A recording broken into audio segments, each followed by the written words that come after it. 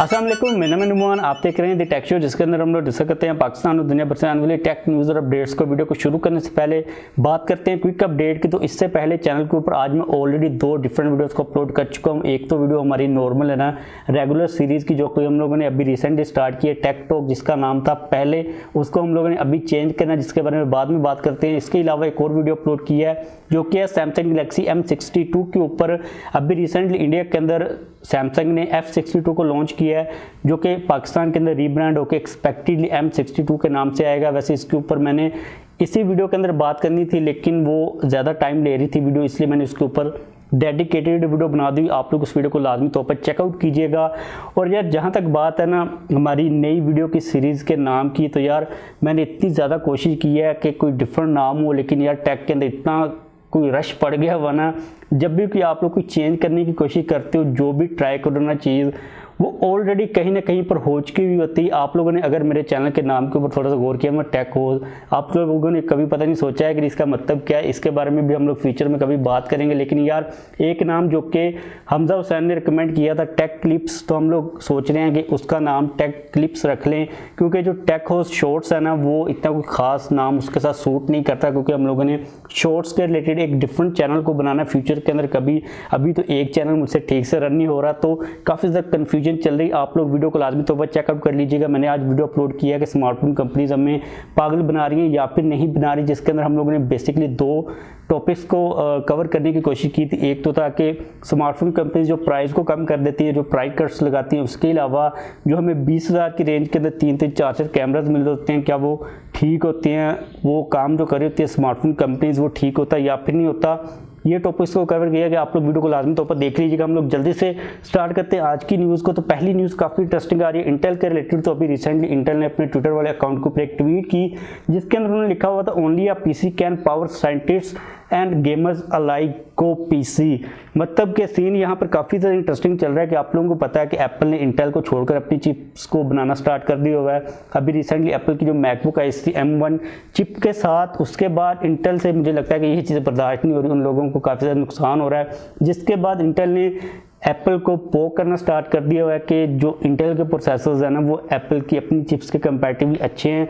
उन लोगों ने डिफरेंट टाइप की जो एड्स हैं ना, वो चलानी स्टार्ट कर दी, जिसके अंदर वो लोग कह रहे हैं कि जो M1 चिप है उसके अंदर काफ़ी ज़्यादा शॉर्टकमीज़ हैं, उसकी काफ़ी ज़्यादा लिमिटेशन है। वो कह रहे हैं कि भाई M1 चिप वाली जो मैक्स है ना, वो ना तो वो टच स्क्रीन को सपोर्ट करती है, ना ही उनके अंदर आप लोगों को स्टाइलस की सपोर्ट मिलती है। टैबलेट्स वाले जो फीचर्स होते हैं ना, वो भी नहीं देखने को मिलेंगे। तो इस किस्म का जो सीन है इंटेल और एप्पल के दरमियान में चल रहा है। वैसे एप्पल ने इसके रिलेटेड किसी किस्म का कोई बयान नहीं दिया, लेकिन इंटेल अपनी पोस्ट्स वगैरह के अंदर एप्पल को टैग शेयर कर रहा है, उनको जो है ना तंग करने की थोड़ी सी कोशिश करा। लेकिन भाई एप्पल ने जो स्टेप लेना था वो ले लिया, और जो लोग M1 चिप वाली मैकबुक्स को यूज़ करें वो उससे काफ़ी ज़्यादा सेटिस्फाइड हैं। तो भाई एप्पल को यही चीज़ चाहिए। दूसरी ब्रांड्स के बारे में क्या कह रही है, उसको इतना खास फर्क पड़ता नहीं है। इसके बाद अगली अपडेट आ रही है वोल्क्सवैगन के रिलेटेड। तो वोल्क्सवैगन एक काफ़ी बड़ा ग्रुप है कार्स का, जिसके अंदर ऑडी आती है, लैम्बोर्गिनी, बुगाटी, पोर्शे और डुकाटी वगैरह आती हैं। ये काफ़ी एक प्रीमियम क्लास की गाड़ियाँ होती हैं। इन सब के जो CEO हैं, उन्होंने कहा है, बेसिकली एक ही CEO है क्योंकि पूरा ग्रुप है वोल्क्सवैगन। तो वोल्क्सवैगन के CEO ने ये कहा है कि एप्पल की कार आ रही है तो हमें कोई टेंशन नहीं है एप्पल की कार से। लेकिन मुझे पर्सनली तौर पर लगता है कि इनको टेंशन होनी चाहिए, क्योंकि एप्पल जब आएगा ना तो काफ़ी ज़्यादा हार्ड आएगा, क्योंकि जो लोग इनकी गाड़ियों को यूज़ कर रहे होंगे ना, वो जाहिर सी बात है कि स्पोर्ट्स टाइप की लग्जरियस गाड़ियाँ होती हैं, तो उन लोगों के पास आईफोन्स तो लाजमी तौर पर होंगे। तो ऑलरेडी वो लोग एप्पल के यूज़र्स होंगे, उनके लिए एप्पल की कार के ऊपर स्विच होना मुझे लगता नहीं है कि इतना भी बड़ा टास्क होगा। वो ईजिली हो सकते हैं, तो इनको टेंशन लेने की ज़रूरत है। मैं तो यहाँ पर इनको यही रिकमेंड करूँगा। बात करें अगली अपडेट की, जो कि आ रही है रियलमी रेस के रिलेटेड। तो यार रियलमी रेस को लेकर काफ़ी ज़्यादा कन्फ्यूजन पाई जा रही है। अभी रिसेंटली रियलमी के एग्जेक्टिव ने एक पोस्ट की उनकी वीवो के ऊपर, जिसके अंदर उन्होंने एक निशान जो GTR गाड़ी है उसको शो अप करवाया, और उन्होंने कहा कि भाई आप लोग तैयार हो जो रेसिंग शेसिंग के लिए। तो बेसिकली वो लोग टीज कर रहे थे कि जो रियलमी रेस है वो बहुत जल्द आ रहा है, उसके अंदर हमें स्नैपड्रैगन 888 प्रोसेसर, इसके इंजन की ना होने वाली है ट्यूनिंग, इतनी ज़्यादा आवाज़ आ रही थी इसकी। अच्छा, उसके अंदर हमें Realme स्नैपड्रैगन 888 प्रोसेसर तो डेफिनेटली देने ही वाला है। इसके अलावा जो डिज़ाइन है उसको लेके काफ़ी कन्फ्यूजन पाई जा रही है। जो Realme का एक पोस्टर सामने आया था कोई के नाम से, कोई को भी कहा जा रहा है कि ये बेसिकली Realme रेस ही होगा जिसके अंदर हमें स्नैपड्रैगन 888 प्रोसेसर मिलने वाला है। इसके अलावा डिफरेंट टाइप के जो हमें प्रोटोटाइप्स कह लो आप, जो पेटेंट्स है, जो डिज़ाइन देखने को मिल रहे हैं। एक डिज़ाइन तो हम लोगों ने देखा था जो कि बैक साइड के ऊपर सर्कुलर कैमरा का मॉड्यूल था, उसके बारे में कहा जा रहा था कि ये Realme रेस होगा। इसके अलावा एक डिज़ाइन ये भी सामने आ रहा है, इसके बारे में भी यही कहा जा रहा है कि ये भी Realme रेस होगा। मुझे लगता है कि Realme रेस बेसिकली एक सीरीज़ होगी जिसके अंदर मल्टीपल स्मार्टफोन में देखने को मिलेंगे। एक तो निशान GTR वाला वर्जन होगा जो कि अभी रिसेंटली टीना के ऊपर उसकी पिक्चर्स भी सामने है, जिसकी बैक साइड के ऊपर GTR की ब्रांडिंग है। देखते हैं कि भाई फाइनली ये कब आता है। हम लोग इसकी डिटेल के अंदर नहीं जाते क्योंकि जो डिटेल है ना वो काफ़ी ज़्यादा कंफ्यूजिंग है। इसके बाद अगली अपडेट आ रही है DJI के रिलेटेड, जो कि ड्रोन्स को बनाती है। आप लोगों को पता ही होगा उसका एक नया ड्रोन आने वाला बहुत जल्द। उसकी अनबॉक्सिंग की वीडियो ऑलरेडी लीक हो चुकी है। बेसिकली जो डिस्प्ले वाले यूनिट्स होते हैं जो कि दुकानों के ऊपर पड़े होते हैं, आप लोग एक्सपीरियंस कर सकते हो, उस यूनिट को किसी ने अनबॉक्स कर दिया, उसकी अनबॉक्सिंग वीडियो बना दी। अगर हम लोग स्पेसिफिकेशन की बात करते हैं तो 12 मेगापिक्सल का कैमरा होगा जो कि 4K वीडियो को अपलोड करेगा। 2000 mAh की बैटरी होगी इसके अंदर जो कि हमें देखने को मिलेगी। 20 मिनट तक ये ड्रोन फ्लाई कर सकेगा अगर आप लोग इसको 40 की स्पीड के ऊपर फ्लाई करवाओगे। अब ये वाला ड्रोन बेसिकली एक FPV ड्रोन है जो कि काफ़ी एक लेटेस्ट ड्रोन है DJI का। ये बहुत ही गलत काम हुआ है कि इसकी अनबॉक्सिंग सामने आ गई। वैसे DJI ने डिफरेंट यूट्यूबर्स को भेजे होंगे रिव्यू यूनिट्स अनबॉक्सिंग के लिए, तो वो वेट करे होंगे, लेकिन भाई किसी ने जल्दी दिखाकर इसको अनबॉक्स कर दिया हुआ है जो कि टोटली रॉन्ग चीज़ है। इसके बाद अगली अपडेट आ रही है iPhone 13 के रिलेटेड। तो iPhone 13 के अंदर अल्हम्दुलिल्लाह माशाल्लाह जो ऑलवेज ऑन डिस्प्लेज है ना वो तशरीफ में भी इस दफ़ा ला सकते हैं। इसी चीज़ के बारे में ये चीज़ रिपोर्ट की जा रही है। कहा यह जा रहा है कि एप्पल सैमसंग का 120 हर्ट्ज का जो LTPO low temperature polycrystalline oxide display है उसको यूज़ करेगा। सिंपल लैंग्वेज के अंदर आपको ऑलवेज ऑन डिस्प्ले ही मिलेगा जिसके अंदर आपकी बैटरी की परसेंटेज और टाइम है वो आपको नज़र आएगा।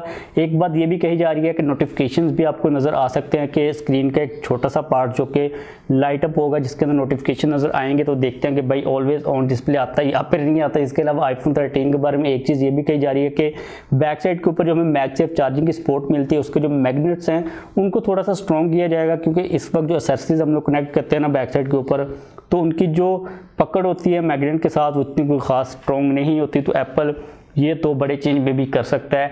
इसके बाद अगली अपडेट आ रही है Xiaomi के रिलेटेड। तो अभी Xiaomi ने एक डाटा शेयर किया अपनी मी ईयरफोन्स बेसिक के रिलेटेड, जिसके अंदर उन्होंने कहा कि हम लोगों ने 6.82 मिलियन यूनिट सेल किए 2.5 ईयर्स के अंदर, जो कि काफ़ी एक बड़ा नंबर है। वैसे कितना बड़ा नंबर है ये हम लोग नहीं कह सकते क्योंकि हैंड फ्रीज के रिलेटेड इस किस्म की जो हैंड फ्रीज होती है हमारे पास दूसरी ब्रांड्स का कोई डाटा नहीं है, लेकिन क्योंकि ये वाला डाटा Xiaomi ने खुद शेयर किया तो इसका मतलब तो यही बनता है कि Xiaomi की सेल्स काफ़ी ज़्यादा अच्छी रही हैं। इसके बाद अगली अपडेट आ रही है फोल्डिंग आईफोन के रिलेटेड। तो कहा यह जा रहा है कि हमें फोल्डिंग आईफोन के अंदर जो स्टाइलस होता है, जो पेन होता है, उसकी सपोर्ट भी देखने को मिल जाएगी। कहा यह भी जा रहा है कि उसका जो हमें साइज मिलेगा वो 7.3 इंच से लेके 7.6 इंच के दरमियान में कहीं पर देखने को मिल जाएगा, जो कि क्लैम शेल के अंदर आएगा। लेकिन एक चीज़ मुझे समझ नहीं आ रही कि ये जो एक्सपेक्ट रेशो बनेगी यहाँ पर वो काफ़ी ज़्यादा बनेगी, फ़ोन काफ़ी ज़्यादा लंबा बन जाएगा अगर वो 7.3 के साथ आता है या फिर 7.6 के साथ आता है। यहाँ पर अगर हम बात करते हैं ना सैमसंग के Z Flip की, तो उसके अंदर हमें साइज़ मिल रहा है 6.7 इंचज़ का, जो कि काफ़ी एक नॉर्मल साइज़ है। लेकिन अबव 7 इंचज़ का जो साइज़ है क्लैमशेल डिज़ाइन के अंदर मुझे लगता नहीं है कि इतना वो खास सूटेबल होगा। इसके अलावा कुछ पैटर्न्स भी सामने हैं एप्पल के फोल्डिंग आईफोन के, जो कि हमें यहाँ पर अच्छी काफ़ी फीलिंग प्रोवाइड कर रहे हैं। मेनली तौर पर जो हिंज का साइज़ है वो काफ़ी ज़्यादा छोटा लग रहा है। देखते हैं कि भाई एप्पल हिंज को लेकर क्या करता है, क्योंकि इस वक्त एप्पल जो हिंज है ना उसके डिज़ाइन को ही टेस्ट कर रहा है। एप्पल की टेस्टिंग चल रही है क्योंकि एप्पल ने डिस्प्ले तो सैमसंग से ही लेने हैं, जो हिंज है वो एप्पल ने खुद डिज़ाइन करनी है। तो देखते हैं कि भाई एप्पल हमें स्टाइलस की या फिर जो पेंसिल है एप्पल की उसकी सपोर्ट देता है या फिर नहीं देता। इसके अलावा एप्पल की जो इस वक्त पेंसिल चल रही हैं जो कि आईपैड्स के साथ आती हैं वो उसको सपोर्ट करती हैं या फिर नहीं। लेकिन यहाँ पर ये चीज़ तो टोटली तौर पर क्लियर है कि अगर हमें एप्पल पेंसिल की सपोर्ट देता भी है तो एप्पल हमें कोई पोर्ट वगैरह तो नहीं देगा जहाँ पर हम लोग पेंसिल को इंसर्ट कर सकेंगे जिस तरह हमें सैमसंग देता है। हमें मैग्नेट के साथ ही पेंसिल को अंदर या बाहर कहीं पर अटैच करना पड़ेगा। इसके बाद अगली अपडेट आ रही है वीवो के रिलेटेड। तो अभी हम लोगों ने कल ही वीवो S9 के एक पोस्टर को डिस्कस किया था, लेकिन आज उसकी जो मेन स्पेसिफिकेशंस है वो सामने आ चुकी हुई हैं सोर्सेज के थ्रू। एक तो डिजिटल चैट स्टेशन है, उसके अलावा गूगल कंसोल के ऊपर भी ये लिस्ट हो चुका है। कहा जा रहा है कि इसके अंदर हमें डायमेंसिटी 1100 का प्रोसेसर मिलेगा, जो कि अभी रिसेंटली मीडियाटेक ने दो नए प्रोसेसर को इंट्रोड्यूस करवाया था, 1200 और 1100। हमें 1100 मिलेगा जो कि 6 नैनोमीटर के ऊपर फैब्रिकेटेड, और उसके अंदर हमें जो एंटूटू स्कोर मिलता है वो 6 लाख का मिलता है, जो कि स्नैपड्रैगन 845 जितना ही है तकरीबन। और ये चीज़ कही जा रही है कि हमें 6.4 इंचेस का एमोलेड डिस्प्ले मिलेगा 90 हर्ट्ज का रिफ्रेश रेट के साथ। फ्रंट के ऊपर 44 मेगापिक्सल का सोनी का GH1 का सेंसर होगा, साथ में एक अल्ट्रा वाइड सेंसर होगा। अल्ट्रा वाइड सेंसर में भी 8 मेगापिक्सल का हो सकता है, लेकिन कंफर्म नहीं है। बैक साइड के ऊपर 2.5D ग्लास देखने को मिलेगा, एल्यूमिनियम का फ्रेम होगा। इसके अलावा जो बैटरी उसको लेके कोई इतनी खास इंफॉर्मेशन नहीं आ रही, तो ये वाली स्पेसिफिकेशंस होंगी। मुझे ये लगता है कि ये वाला स्मार्टफोन कहीं अपर मिड रेंज के अंदर फ्लैगशिप की कैटेगरी के अंदर ही फॉल करेगा। देखते हैं कि भाई ये कब आता है और इसकी प्राइस पाकिस्तान के अंदर कितनी होती है, इन केस अगर ये आता है या फिर नहीं आता। ये चीज़ें तो फ्यूचर के अंदर ही क्लियर होंगी। इसके बाद अगली अपडेट आ रही है Xiaomi Mi 11 Lite के रिलेटेड। तो अभी रिसेंटली कॉन्सेप्ट बेस एक लीक्स्टर के थ्रू पेटेंट सामने है, जो कि हमें बता रहे हैं कि हमें Xiaomi Mi 11 Lite के अंदर किस किस्म का डिज़ाइन देखने को मिलेगा। बैक साइड के ऊपर जो लुक्स है वो एग्जैक्टली तौर पर सेम है, Mi 11 जैसे ही हैं, उसी किस्म का कैमरा का डिज़ाइन मिल रहा है। लेकिन अगर हम बात करते हैं ना फ्रंट की, तो फ्रंट के ऊपर हमें फ्लैट स्क्रीन मिल रही है, और जो पंच होल की पोजीशन है वो एग्जैक्टली तौर पर सेम है। इसके बारे में कहा जा रहा है कि ये वाला डिज़ाइन होगा Mi 11 Lite का, और ये चीज़ भी कही जा रही है कि हमें एमोलेड डिस्प्ले देखने को मिल जाएगा, क्योंकि Xiaomi ने Mi 11 के अंदर एमोलेड डिस्प्ले यूज़ किया, तो इसी वजह से ये चीज़ रिपोर्ट की जा रही है कि जितनी भी Mi 11 पूरी की पूरी सीरीज होगी, जितने भी वेरिएंट्स होंगे, सभी के अंदर हमें एमोलेड डिस्प्ले ही मिलेगा। इसके अलावा प्रोसेसर के बारे में कहा जा रहा है कि हमें स्नैपड्रैगन 732G मिलेगा। तो देखते हैं कि Mi 11 Lite के अंदर भाई क्या स्पेसिफिकेशंस होती हैं और उसकी प्राइस कितनी होती है। इसके बाद अगली अपडेट आ रही है Redmi Note 10 सीरीज़ के रिलेटेड। अब हमें पता है कि बहुत जल्द आ रही है Redmi Note 10 सीरीज़, मार्च के स्टार्ट के अंदर ही आ जाएगी। तो अभी रिसेंटली इंडिया के अंदर Redmi ने एक पोल करवाया, जिसके अंदर उन लोगों को पूछा कि आप लोगों को LCD डिस्प्ले चाहिए हाई रिफ्रेश रेट के साथ, या फिर आप लोगों को एमोलेड डिस्प्ले चाहिए। तो मोस्टली लोगों ने ये कहा कि हम एमोलेड डिस्प्ले चाहिए, जिसके बाद उन लोगों ने उस पोस्ट को ही डिलीट कर दिया। अब इसका मतलब क्या बनता है, पहले तो उन्होंने पोल करवाया क्यों और बाद में डिलीट क्यों किया, ये काफ़ी ज़्यादा कन्फ्यूजन पाई जा रही है। वैसे जो रूमर्स है वो पहले ये चीज़ सजेस्ट कर चुके हैं कि हमें एमोलेड डिस्प्ले मिलेगा। अब देखते हैं कि भाई कौन सा हमें एक्चुअल में डिस्प्ले देखने को मिलता है। तो बस आज के लिए हमारे पास यही टेक न्यूज़ और अपडेट्स आ रही थी। वीडियो को खत्म करते हैं जाने से पहले, अगर आप लोगों ने अभी तक वीडियो को लाइक नहीं किया तो लाइक कर दीजिए। अगर आप लोगों ने अभी तक चैनल को सब्सक्राइब नहीं किया हो तो चैनल को भी सब्सक्राइब कर लीजिए।